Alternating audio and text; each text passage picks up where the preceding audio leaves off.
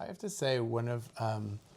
our co-curators, Dalia Garcia, who's the executive director of the Museum of Contemporary Art Santa Barbara, she said something recently, and I'm paraphrasing, but it's essentially that, our project looks at the Cochineal as also a metaphor for the immigrant woman. So Cochineal is something that spread globally because it was such a hot commodity, and the Spanish, managed to monopolize it for over a century. But really, it's something that was very common here in the Americas, and yet most of the world didn't have access to this sort of very rich, stable colorant. And so because the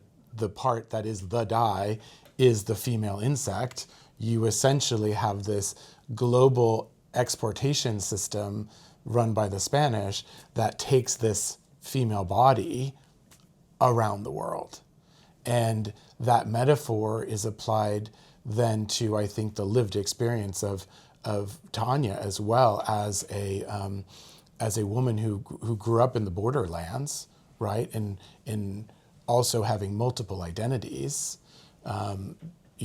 Spanish-speaking identity, an English-speaking identity, and looking also towards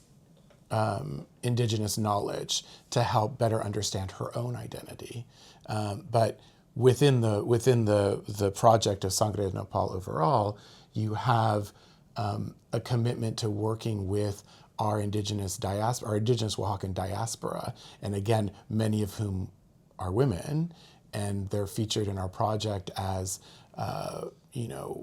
they are field workers, many of them picking strawberries in Santa Maria, but also they maintain their traditions of embroidered servilletas and napkins, which we also featured in the exhibition. So again, I think, looking at the cochineal itself as this stand-in for the Indigenous immigrant woman, or even just immigrant woman, becomes kind of critical to a deeper understanding of the whole exhibition, and in many ways,